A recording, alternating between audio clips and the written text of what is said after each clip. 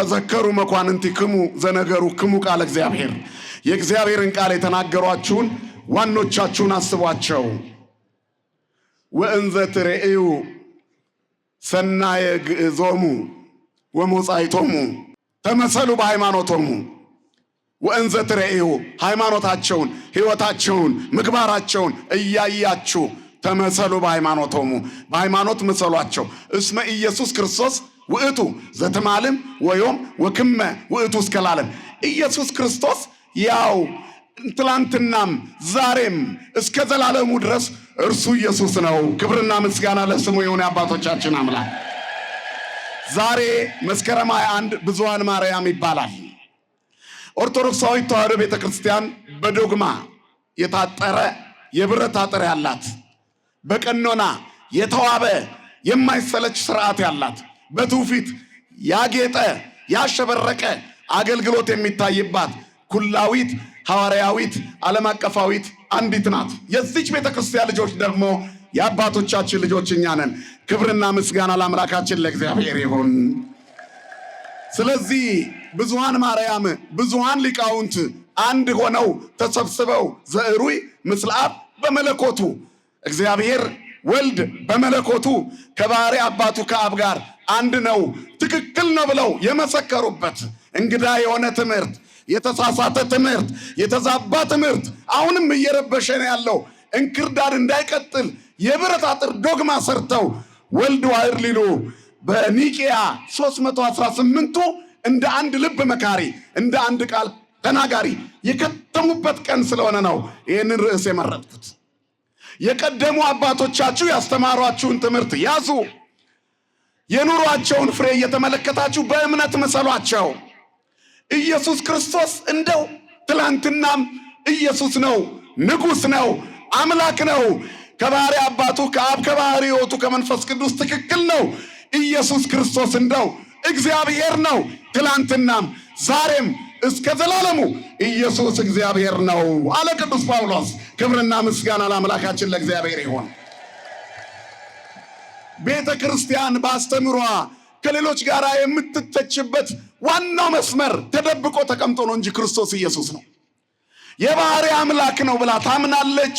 ሌሎች ደግሞ ሌላ ስም ይሰጡታል። እዚህ ጋር መጥቀስ የማይገባ መነሻችን ክርስቶስ ነው። ጉልላቷን ክርስቶስ አድርጋ ተሸክማ የምትኖር ቤተ ክርስቲያን ለስሙ ወትማልም ወዮም ወክመ ውእቱ እስከ ለዓለም ትላንትናም ዛሬም ለዘላለሙ በማይጣስ በዘመን ብዛት በማይደመዝዝ በማይሻር ኢየሱስ እግዚአብሔር ነው። ትላንትናም እግዚአብሔር ነው፣ ዛሬም እግዚአብሔር ነው፣ ነገም በልጅ ልጆቻችን እስከ ዘላለሙ ክርስቶስ እግዚአብሔር ነው። ክብርና ምስጋና ለስሙ ይሁን የአባቶቻችን አምላክ። ስለዚህ ዛሬ ብዙኃን ማርያም ተብሎ ይከብራል።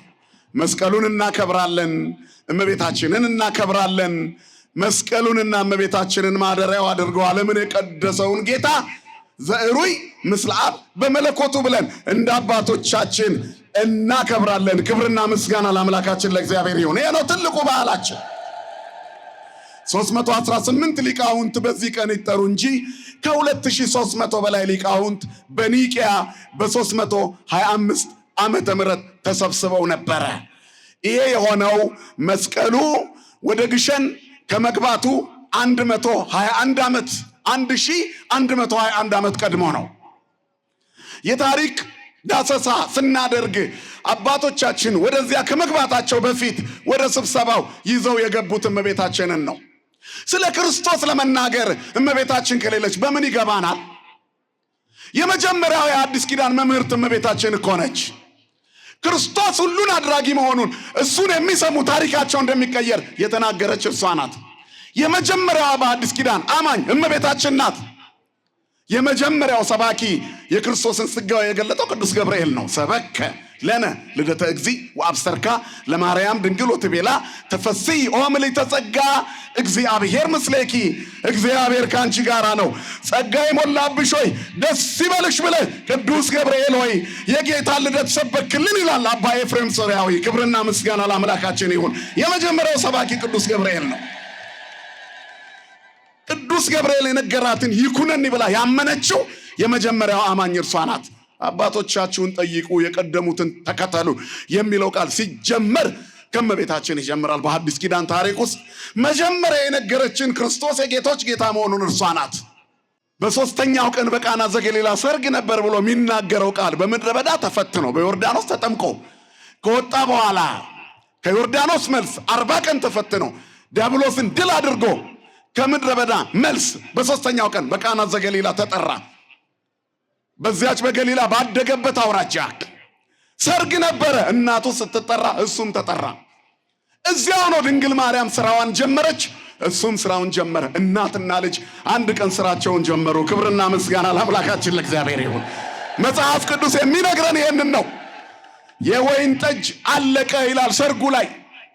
በሰው ጥንስስ የማይሰራ እግዚአብሔር ጋኖቹን ጠርጎ ውሃ ሊሞላ አዲስ ወይን ሊሰጠን ሕይወታችንም ሊታደስ የአዲስ ኪዳን ምልክት ነጸብራቅ ሊጀምር ድንግል መናገር ነበረባት። ወይንኬ አልቦሙ የወይን ጠጅ የላቸውም እኮ። የሰው ጭንቀት የሚገባት ርሪተ ህሊና ርሪተ ልቡና ቀድማ የምትራራክ ንጽሕት ርሪት የሆነች እመቤት ስሟ ለዘላለም የተመሰገነ ይሁን። የአምላካችን እናት የላቸውም አለች።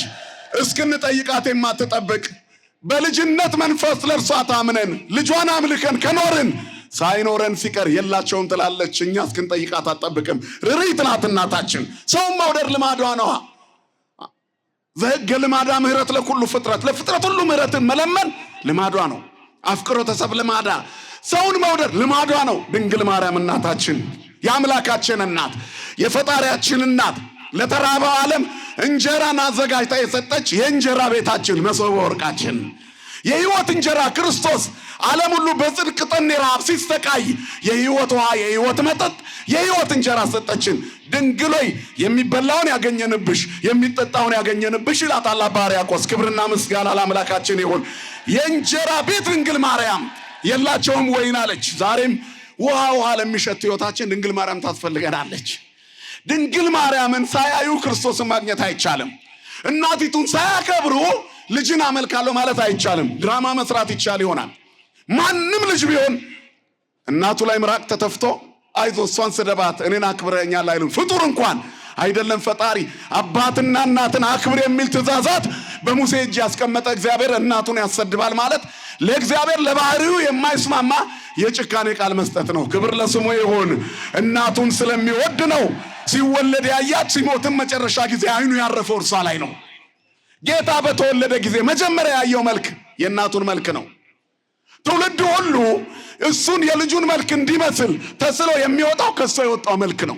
የእግዚአብሔር የስጋዊው መልክ ድንግል ማርያም ናት። አባት የለውም በስጋ። ለዚህ እኮ ነው አባ ሕርያቆስ በቅዳሴው በመጨረሻ ምንድን ነው የሚለው? የካህናት ማደሪያ ወዳለበት ያስገባችሁ ይላል አይደል? እናንተ የክርስቲያን ወገኖች በዚህች ዕለት እንደተሰበሰባችሁ በሰማያዊት በኢየሩሳሌም ነፃ በምታወጣ በጽዮን በደብረ ጽዮን ይሰብስባችሁ ይላል። የእሳት ድንኳን ወደ ተተከለበት ያስገባችሁ ይላል። እግዚአብሔር ለዛ ክብር ያብቃል። የተሳለ የፊቱ መልክ በዚያ ወህየ ሀሎ መልክዐ ገጹ ስሁል፣ የልጁ መልክ የፊቱ መልክ እዛ አለ። ከማርያም የነሳው የተሳለ የፊቱ መልክ በዚያ የእሳት ድንኳን በተተከለበት በኢየሩሳሌም ሰማያዊት አለ። እኛስ የልጁን መልክ እንድንመስል ተሰርተናል። ያ መልክ ከየት መጣ? ከድንግል ማርያም ነሳው። የኛ አምላክ እግዚአብሔር የሚሳነው የሌለ አባት ከእናቱ በነሳው መልክ እኛን ሊስለን ከሷ ተወለደ ነው መልእክቱ። ስለዚህ እሷ የሌለችበት አዲስ ኪዳን የለም።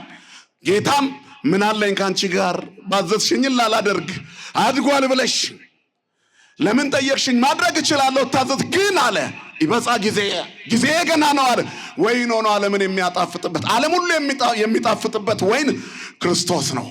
ከባህሪ አባቱ ከአብ ከባህሪ ሕይወቱ ከመንፈስ ቅዱስ የማይለይ አብ ጉንደ ወይን ወልድ ጉንደ ወይን ወመንፈስ ቅዱስ ጉንደ ወይን ይላል አባ ሕርያቆስ። ዘቦቱ ጥዕመ ኩሉ ዓለም ሁሉ የጣፈጠበት የሕይወታችን ማጣፈጫ ክርስቶስ ኢየሱስ። ክብርና ምስጋና ለስሙ የሆነ አባቶቻችን አምላክ። ያን ጊዜ ድንግል ማርያም ዞራ የመጀመሪያውን ስብከት ሰበከች። ወኩሎ ዘይቤለክሙ ግበሩ፣ የሚላችሁን ሁሉ አድርጉ። እሱ ሕይወት ነው። በሕይወት ልትኖሩ ተከተሉት። እሱ መድኃኒት ነው። ሕመማችሁ እንዲጠፋ ተከተሉት። ከሱ ጋር ሁኑ። በሕይወት ምሰሉት፣ ተከተሉት። ከሱ ተማሩ፣ ከሱ በረከት አግኙ። ስገዱለት፣ አምልኩት። እሱ እግዚአብሔር ነው የሚላችሁን አድርጉ አለች የመጀመሪያዋ መምህርት ቤተክርስቲያን። ከዚያ ጊዜ ጀምሮ ስለ ክርስቶስ ለመስበክ ገና ከሩቅ የምትታየው መስቀሉን ተሸክማ ነው። ክርስቶስን ማወቅ አይደለም፣ መስቀሉ ከኛ ላይ ወርዶ አያውቅም። ይሄው ጉልላቷ ላይ ተሸክመዋለች። እኛም አንገታችን ላይ ይዘነው እንዞራለን። ከክፋት እንድንበታለን፣ ራሳችንን እንጠብቅበታለን፣ መንገድ እንመራበታለን። መስቀሉ የመንገዳችን መሪ፣ የህይወታችን ፋና፣ የእንጀራ መገቢያ ማዕዳችን፣ ፍቅር የተገለጠበት ሰሌዳችን ነው። እግዚአብሔር የተመሰገነ ይሁን። ከዚህ ጊዜ ጀምሮ የእመቤታችንን ስብከት የሰሙ ሐዋርያት ክርስቶስን ከእርገት በኋላ መስበክ ጀመሩ። ሐዋርያት የሰበኩትን ከዚያ በኋላ ሊቃውንት ተከራክረው ድል አድርገው መናፍቃንን የረቱለትን ኢየሱስ ክርስቶስን የሰበኳችሁን እየሰማችሁ ተከተሏቸው እነርሱን መምህራኖቻችሁ ያሉትን። ድንግል ማርያም ቅዱስ ገብርኤልን ይኩነኒ ብላ እንደሰማች እነርሱ ደግሞ እርሷን ሰምተው በእርሱ እንዳመኑ በቃና ዘገሊላ የመጀመሪያውን ተአምር አደረገ። ወአምኑ ቦቱ አርዳኢሁ ነው። ደቀ መዛሙርቱ በእርሱ አመኑ። እርሱ ተአምራት አድራጊ፣ ብቻውን ተአምር የሚሰራ፣ እርሱ ባዶውን ጋን ውሃ ሙሉ ብሎ ወይን አድርጎ የሚቀይር፣ ስሙ ሁሉን የሚለውጥ ስድስቱ ማየ መሳብክት ኢኮነ ወይነ ዘእንበለ ስመ እግዚእነ ኢየሱስ ክርስቶስ። ስድስቱ የድንጋይ ጋን ውሃ ያለ ስሙ አልተለወጠም። ስሙ ታሪክ ይቀይራል። የእኛ ጌታ መድኃኔዓለም ክብርና ምስጋና ይድረሰው። ይህንን ነው ድንግል ማርያም ያለችው። ሰማይና ምድር የጸናው በዚህ ስም ነው። ሰማይ ወምድር ይጸና ዘእንበለ ስመ እግዚእነ ኢየሱስ ክርስቶስ። ያለ ክርስቶስ ሰማይና ምድር አልጸናም። አያችሁ፣ ስመ እግዚእነ ኢየሱስ ክርስቶስ እሰ ይጥም እምአሮ ሶከር ይላል። ከማርና ከስኳር የበለጠ የሚጣፍጥ ስም ነው ኢየሱስ ክርስቶስ የሚለው ስም። እንደኛም ያከብረው የለም። ማዕረሰ ወሶከረሰ ወሶበ ይበልዑ ይጸግቡ ስመ እግዚእነ ኢየሱስ ክርስቶስ እሰ ይጸገብ። ማርና ስኳር ተበልቶ ይጠገባል፣ ስሙ አይጠገብም። መድኃኒት ስሙን ተሸክማ መከራውን እየጣሰች ዘመን እየተሻገረች ጉልላቷ እያንጸባረቀ ተዋህዶ ትኖራለች። ወልድ ዋህድ እያለች የአባቶቿን መንገድ ተከትላ ተዋህዶ ትቀጥላለች። ክብርና ምስጋና ለአምላካችን ይሁን። ይህንን ተከተሉ።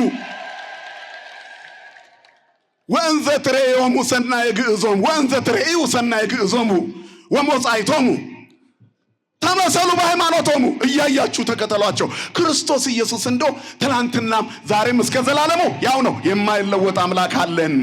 ባልንጀራ የማናደርገው፣ በመካከላችን ስለተመላለሰ የማንንቀው፣ በመስቀሉ ላይ ከፍ ብሎ እጆቹን ዘርግቶ ዓለምን ያዳነ፣ መስቀሉ ላይ ሳለ እናቱን ያረሳ፣ ለእኛ እናት አድርጎ የሰጠ፣ አንድም ቀን ያልዘነጋ፣ ለዓይን ቅጽበት ዓይኖቹን ከኛ ላይ የማይነቅል እርሱ ክርስቶስ ነው። ትላንትናም ዛሬም እስከ ዘላለሙ የአባቶቻችን አምላክ ነው።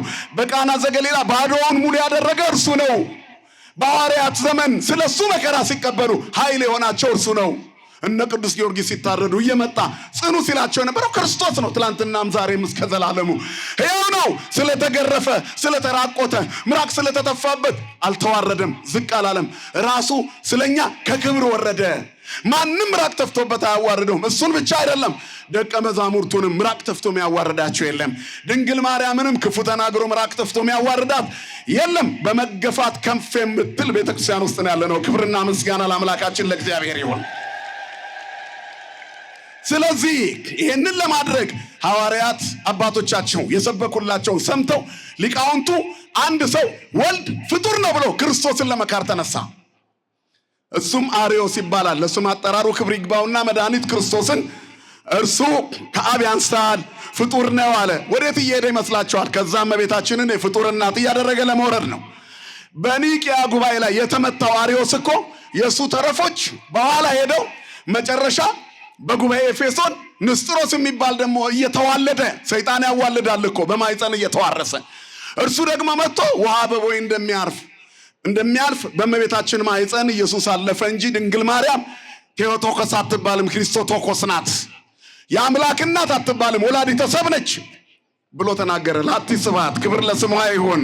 ድንግል ማርያም የእግዚአብሔር እናት ናት። የብዙሃን እመቤት ማርያምም በብዙሃን የምንለው ዝም ብለን አይደለም። ምክንያቱም መድኃኒት ወልዳ ዓለምን ከሕመም ያዳነች እርሷ ናት። ይህንን አምነው ነው የተሰበሰቡት። ሲመጡ ከ2300 በላይ ነበሩ ሊቃውንቱ። ዘዕሩይ ምስለ አብ በመለኮቱ ብሎ የጸኑበት ቀን ግን መስከረም 21 ቀን 318ቱ ናቸው። ለሁሉ የሞተው አንዱ ክርስቶስ፣ ዓለምን ያዳነ መድኃኒት፣ የተቆረሰ ሥጋው የከበረ ደሙ ለዓለም የፈሰሰው እርሱ ሕያው ነው። በአብ ቀኝ ያለው እርሱ ሕያው ነው። ከአባቱ ጋር ትክክል የሆነ እርሱ ሕያው ነው። ከሦስቱ አካል አንዱ አካል ክርስቶስ እግዚአብሔር ነው አሉ። ከአባቱ ጋር ትክክል ነው ብለው አባቶች እንደ አንድ ልብ መካሪ፣ እንደ አንድ ቃል ተናጋሪ ብዙሃኑ ተሰብስበው አንዲቷን ሃይማኖት ከፍ ስላደረጓት ከእርሷ የተወለደውን ክርስቶስ የተቆረሰ ሥጋው የፈሰሰ ደሙ ሕይወት መሆኑን ስለመሰከሩ መስከረም 21 ቀን ጸና። የእመቤታችን ቀን ነው። ብዙሃን ማርያም ተባለች። ስሟ የተመሰገነ ይሁን። የብዙሃን እናት፣ የብዙሃን እመቤት። ይሄ ታሪካችን ነው። ስለ እመቤታችን ተናግረን አናቆምም።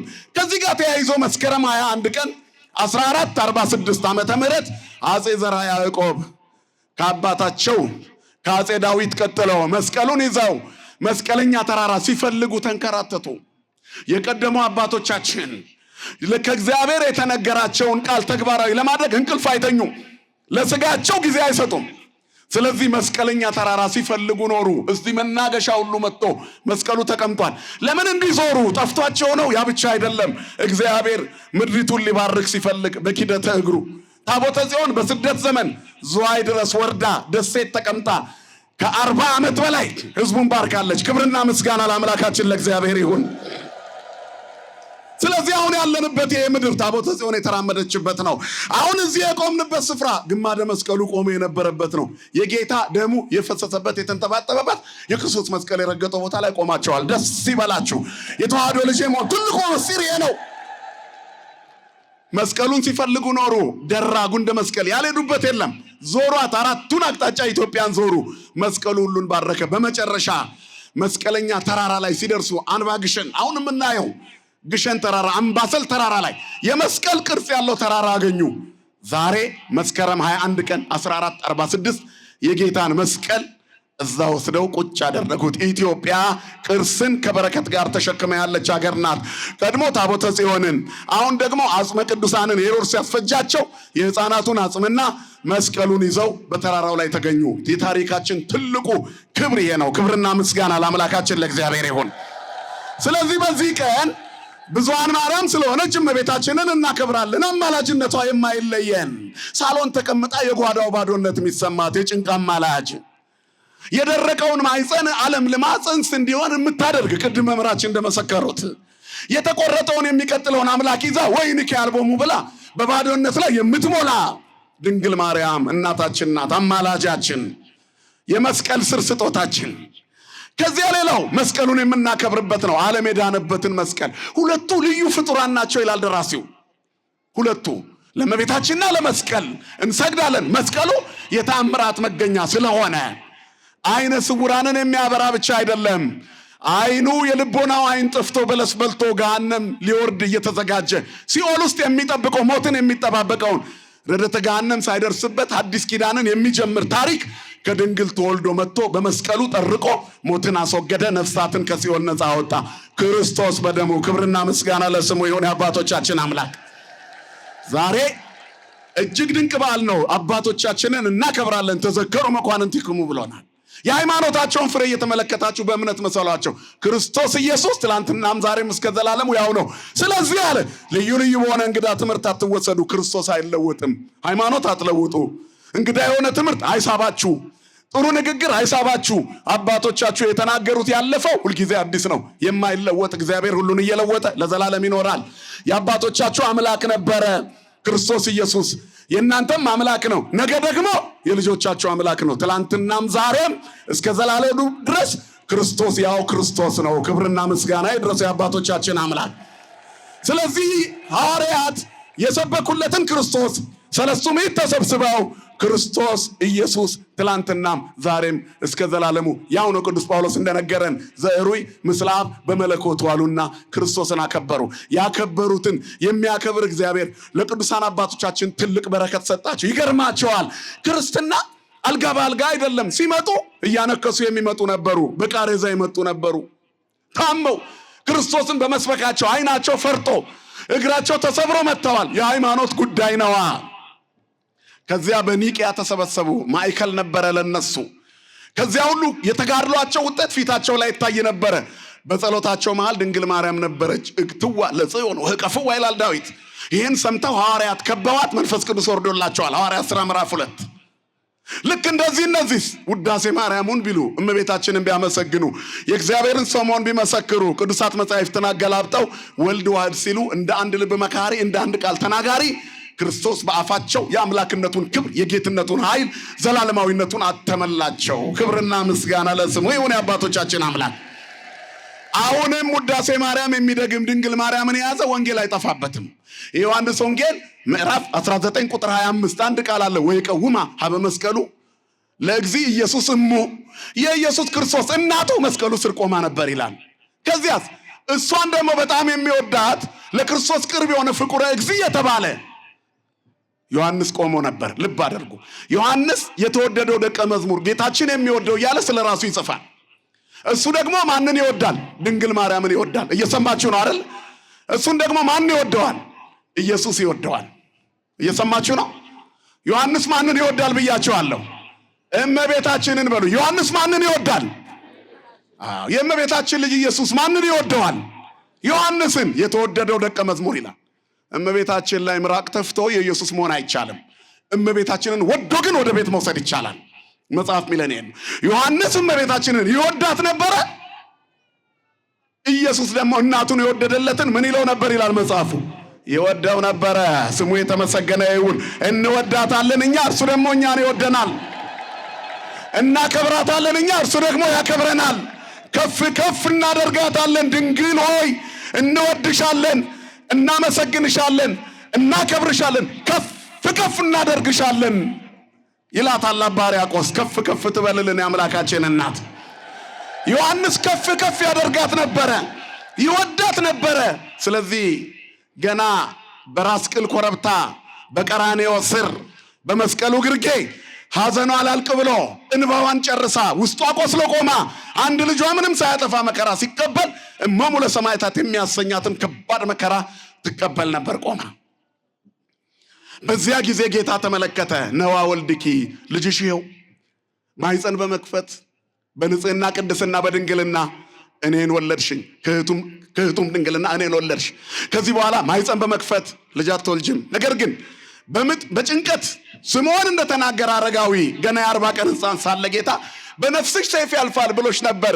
የኔ ሐዘን በነፍስሽ ሰይፍ እያሳለፈ እኔ የምሰጥሽ ስጦታ እመብዙሃን ያሰኝሻል። ብዙሃን ማርያም ድንግል የፍጥረት ሁሉ እናት ሆነች። የዳነው ትውልድ በክርስቶስ ያመነው ጌታን የሚወደው በጌታ የተወደደ ድንግል ማርያምን የወደደ እርሱ ነው ክርስቲያን። እኛ ነን ኦርቶዶክሳውያን። ክብርና ምስጋና ለአምላካችን ለእግዚአብሔር ይሁን። የተወደደው ደቀ መዝሙር ከዚያ ጊዜ ጀምሮ ወደ ቤቱ ወሰዳት። ምን ቤት አለው? ባህታዊ ነው፣ መናኝ ነው። ወደ ልቡ ድንግል ማርያምን ይዞ ገባ። ወደ ሐዋርያት ኅብረት ይዟት ገባ። ከዮሐንስ ጋር 15 ዓመት ተቀመጠች እመቤታችን። ምን አተረፈ ዮሐንስ? የዮሐንስ ወንጌልን ማየት በቂ ነው እኮ። ከአራቱ ወንጌላውያን ረቂቅ ወንጌል ቅዱስ ዮሐንስ ነው። በንስር ይመሰላል። ንስር ከጥልቁ ደመና ጠቅሶ ከርቀት ሆኖ መሬት ላይ ያለችዋን ትንሽ ስጋ አይቶ መጥቶ ይመገባታል። እርሱም በዚህ አይነት በምጡቅ አእምሮ ቃል ስጋ ሆነ ብሎ ጽፏል። ቀዳሚው ቃል ነበር፣ ቃልም በእግዚአብሔር ዘንድ ነበር፣ ቃልም እግዚአብሔር ነው፣ ቃል ስጋ ሆነ ብሎ ኢየሱስ እግዚአብሔር ነው ብሎ የጻፈልን የዘመኑ መናፍቃን አፋቸው እንዲከደን ያደረገልን ዮሐንስ ነው። ለምን? እመቤታችንን ስላገኘ። እሷን ያገኘ ወንጌል አይሰወርበትም፣ ምስጢር አይከፈልበትም፣ ሰማያዊ ነገር አይሰወርበትም፣ ሁሉ ይታየዋል። ድንግል ማርያም ምስጢር ገላጭ ናት። ስሟ የተመሰገነ ይሁን። ሌሎቹ አልጻፉም ቃል ነበር ብለው፣ ቀጥታ ቃል ስጋ ሆነ ብለው በምስጢር ቢጽፉም እንደዚህ ግን አልጻፉም። የዮሐንስ ወንጌል ምዕራፍ 2 የቃና ዘገሊላው ታሪክ ሌሎች ወንጌላውያን አልጻፉትም፣ ዮሐንስ ነው የጻፈው። የኒቆዲሞስ ታሪክ የተጻፈው ዮሐንስ ነው የጻፈው። የመስቀሉ ታሪክ አርዌ ብርት ወይንም በዚያ ሙሴ የሰቀለው የነሐሱ እባብ ወበከመ ሙሴ ሰቀሎ ለአርዌ ምድር በገዳም ከማሁ ሀለው ለወልደ እጓለ እመሕያው ይሰቀል ብሎ የነገረን ዮሐንስ ነው። ጌታ የተናገረውን አንድ ሳያጎድል ያስቀመጠ። ሙሴ በምድረ በዳ እባብን እንደሰቀለ እግዚአብሔር ሰው የሆነው ተሰቅሎ ሊያድናችሁ ነው ብሎ የተናገረልን ዮሐንስ ነው። ምዕራፍ 3 ምዕራፍ 4 የሳምራዊቷን ሴት ታሪክ በሴኬም ሸለቆ የተዋበችው ጉድጓድ ስር በገሪዛንና በጌባል ተራራ መካከል መንገድ ከመሄድ ደክሞ የዛችን ሴት ሸክም የሳምራዊቷን ያረገፈላት ክርስቶስ ኢየሱስ በዮሐንስ ወንጌል ምዕራፍ 4 ነው። ሌሎቹ አልጻፉም። የዮሐንስ ወንጌል ምዕራፍ 5 የመጻጉዕ ታሪክ የ38 ዓመቱ ድዊ በጥልቀት እንደ አእምሮ የተጻፈው ያኔ ነው። 6-7 እያልን እስከ 21 ምዕራፍ ድረስ ዮሐንስ አዳዲስ ነገሮች ጽፎልናል። ድንግል ማርያምን የያዘ አዲሱ ኪዳን ይገለጥለታል። ክርስቶስን ለማወቅ ሳሊለነ ቅድስት ያስፈልጋል። እኛም ማርያም ማርያም ማርያም ማርያም እንላለን። ኢየሱስ እግዚአብሔር እንደሆነ ይገባናል። ክብርና ምስጋና ለአምላካችን ይሁን። እመቤታችንን የያዘ አይጎድልበትም። ሰለስቱ ምዕትም እንደዚህ ነው። ድንግል ማርያምን የያዙ የክርስቶስ የባህሪ አምላክነት ተገለጠላቸው። ሰው የድንግል ማርያም ክብር ካዳለጠው ክርስቶስም ያመልጠዋል። ክርስቲያን ነኝ ብሎ ሊፎክር ይችላል፣ መሆን አይቻልም። ድንግል ማርያም የሌለችው ክርስቶስ የለም። ለእረኞቹ በግርግም ሲተኛ ጌታ በተወለደ ጊዜ በግርግም ውስጥ ሂዱና ሕፃን ተወልዶ ታገኛላችሁ ከእናቱ ጋር። ከማን ጋር ንገሩኝላችሁ? ከእናቱ ጋር። ቤተክርስቲያን የምትይዘው የእመቤታችንን ስዕል እንደዚህ ነው። ድንግል ማርያም ከልጇ ጋር፣ ከተወደደ ልጇ ጋር። ስጋ የለበሰው ከርሷ ነው። አጥንትንና ደምን ነፍስን የተዋሃደው ነስቶ ከርሷ ነው። ሰው ሊያደርገን ሰው የሆነው ከርሷ ነው። የኛ ዘመድ የሆነው በርሷ ነው። እርሷ የሁላችን እናት ሆነች፣ እሱ የሁላችን መድኃኒት አምላክ ሆነ። ክብርና ምስጋና ለስሙ ይሁን። ስለዚህ ብዙሃን ማርያምን ይዘው የክርስቶስን አምላክነት መሰከሩ። ሃይማኖት እንዲገባን አዲስ ኪዳን እንዲገለጥልን ሳሊለነ ቅድስት ያስፈልጋል ነው መልእክቱ። ሌላው ትልቁ ግማደ መስቀሉን ይዘው ታሪኩ ሰፊ ነው፣ በዚህ ሰዓት አይገለጥም። ነገር ግን ወደ ኢትዮጵያ መስቀሉ ከገባ በኋላ አጼ ዘርዓ ያዕቆብ በዚያ ተራራ ላይ ያስቀመጡት እመቤታችንን ይዘው ነው። ታቦተ ማርያምን ይዘው መስከረም 21 ቀን መስቀሉን ያዙ። ሁለቱ ፍጡራን አይለያዩም፣ መስቀልና እመቤታችን። ስለ መስቀል ምንድነው የሚለው መጽሐፍ? በበትረ ዝንቱ መስቀል ሐዋርያቲሁ ለዘሞተ እንዘ ይገብሩ መንክራተ ሰደዱ አጋንንተ ወሰበሩ ጣዖታት። በዚህ የመስቀል በትር የሞተው ጌታ የተሰቀለው ጌታ ደቀ መዛሙርቱ በመስቀሉ አምነው በዚህ መስቀል አጋንንትን አወጡ፣ ጣዖትን አፈረሱ፣ ታምራት አደረጉ። ወበእንተ ዝንቱ አዘዙ መምህራነ ቅዱስ ወንጌል። ስለዚህ ነገር የቅዱስ ወንጌል መምህራን አዘዙን፣ የእግዚአብሔር አምሳል የሆኑ ንስግር ለመስቀል ወለማርያም ድንግል። ለማርያምና ለመስቀል እንሰግዳለን። የአክብሮት ስግደት፣ የጸጋ ስግደት። ለምን ለማርያም ዘንሰግርላቲ፣ ለማርያምማ እንሰግድላታለን። ሰው እጅ መንሻ ለማግኘት ስራ ለመቀጠር ለስራ አስኪያጅና ለአለቃ ሲሰግድ ይውል እንደ ዓለም ላይ በየቢሮ ይወድቅ እንደ ደሞዝ ለማስጨመር ጫማ ሲስም ይውል እንደ መድኃኒት ለወለደችልንማ እንሰግድላታለን። ዓለም ከሕመም ለዳነባት ጽድቅ ርቦን ሳለ የእንጀራ ቤታችን ለሆነች ለድንግል እንሰግዳለን። እኛ መቼም አምላክ ናት ብለን ሰግደን እናውቃለን? ንገሩኝ እስኪ። አናውቅም። ፖለቲካው ሌላ፣ ጉዳዩ ሌላ ስለሆነ የዚህ ዓለም ተከታዮች፣ የዚህ ዓለም ሰዎች ክፉዎች፣ የሰይጣን ተከታዮች ስለሆኑ ዘመቱ እንጂ እኛ አንድም ቦታ ድንግልን አምላክ አላረግናትም። ልጇን አምልከን እሷን አክብረን እንኖራለን። ቅዱሳንን ተቀብለን። ማን ይመስገን ወገኖቼ? እግዚአብሔር የተመሰገነ ይሁን። ለማርያም ዘንሰግርላቲ እስመ ነሳ ስጋ እምስጋሃ እግዚአብሔር ፈጣሪሃ አለ። በቃ ፍጡር መሆኗን እኮ ይገልጻል መጽሐፋችን። ለማርያምማ እንሰግድላታለን። ፈጣሪዋ እግዚአብሔር ከሷ ከስጋዋ ስጋ ከነፍሷ ነፍስ ነስቶ ሰው ሆነና እኛን ሰው አረገን፣ ከኛ ጋር ተዛመደ። ከእግዚአብሔር ጋር የተዛመድንባት መሬት ሆና ሰማይ የሆነች በመሬት ያለች ሰማይ እኛንም ሰማይ ያስነካችን ዘመዳችን እግዚአብሔር ዘመዳችን እንድንል ከመካከላችን ካለች አንዲት ንዕድ ክብርት ከሆነች ሴት እግዚአብሔር ተወለደ። ፍጹም ንጽህና የሆነች በድንግልና የታተመች በቅድስና ያጌጠች መልክ ከደም ግባት ትሕትና ከንጽህና ቅድስና የአዲስ ኪዳን ኪሩቤል እግዚአብሔርን የምትሸከም የተመረጠች ከሷ ተወለደና የኛ ቤተሰብ ሆነ። በድንግል ማርያም በኩል የሰማይ ቤተሰቦች ሆነን ደስ ይበላችሁ። ስለዚህ ከድንግል ማርያም በላይ የምናከብረው ማን አለ? ከፈጣሪ በታች የምናከብረው ድንግል ማርያምን ነው። ከፍጡራን በላይ አድርገን መልዕልተ ኩሉ ፍጡራን ናት። ከሷ በነሳው ስጋ እኛን አድኖናል። ስጋዬን ብሉ ደሜን ጠጡ ያለን ከሷ ነስቶ ነው። ስለዚህ አዲስ ኪዳን የተጀመረባት ድንግል ማርያም የሰማያዊ መናችን ማዕድ መገኛ ናት። የእንጀራ ቤት ትባላለች ድንግል። መሶበ ወርቅ ናት። እንተ ውስቴታ መና ህቡ ህብስት ይላል። ዘወረደም ሰማያት ወሀበ ሕይወት ለኩሉ ዓለም። ለዓለም ሁሉ ሕይወትን የሰጠ ከሰማያት የወረደ የተሰወረ መና፣ የማይታየው የታየው፣ የማይዳሰሰው የተዳሰሰው፣ ምሉ በኩል የሆነው በአጭር ቁመት በጠባብ ደረት የተወሰነው በእመቤታችን ማኅፀን ነው። ድንግል ሰማይና ምድር የማይችሉትን በማኅፀኗ ቻለች። ይህ ብቻ ክብር ይገባታል። ስሟ ለዘላለም የተመሰገነ ይሁን። በምንም አይነት ሎጂክ፣ በምንም አይነት እይታ፣ በየትኛውም መንገድ ድንግል ማርያምን የሚያስንቅ ክርስትና አለ ብሎ መናገር ኪሳራ። ምንም አይበሉ፣ ግን ክብሯን መንካት አይቻልም። ኢየሱስን እያመለኩ እሷን መንካት አይቻልም። ሃይማኖት ስላልሆነ ነው አመለካከቱ። እግዚአብሔር ልቦና ይስጠው ለሌላ ሁሉ። እኛ ግን ሳሊለነ ቅድስት አናቋርጥም። ስለዚህ እስመ ነሳ ስጋ እምስጋ እግዚአብሔር ፈጣሪያ፣ ከስጋዋ ስጋ ከነፍሷ ነፍስ ፈጣሪዋ እግዚአብሔር ነስቷል። ምኗ እግዚአብሔር ንገሩኝ እስቲ? ፈጣሪዋ። ድንግል የወለደችው ፈጣሪዋን ነው። ሰማይና ምድር የማይወስኑትን እሽሩሩ አለችው እሷን። ሰማይ ምድር የማይችሉትን አዜ ዓለም በእራው ኩሉ ውዙ ሰደው ይጸውር ድደ ወይነብር ጠፈረ መሰረተ ዓለም ይላል። ዓለምን በጥበቡ የሰራ ዓለም በጣቱ ላይ ያለች እግዚአብሔር በእመቤታችን ማኅፀን ውስጥ ሆነ፣ ወጣ፣ እሽሩሩ አለ። ወከመ ሕፃናት በከየ እንዘ ይስል ማጥራት ሙሲሳዬ፣ ከናቱ እንደ ማንኛውም ሕፃን ጡት ፍለጋ አለቀሰ። ሕፃን ተወልዶ በዳበሳ እንደሚፈልግ እሱም በዳበሳ የፈጠረውን ጡት ፈለገ።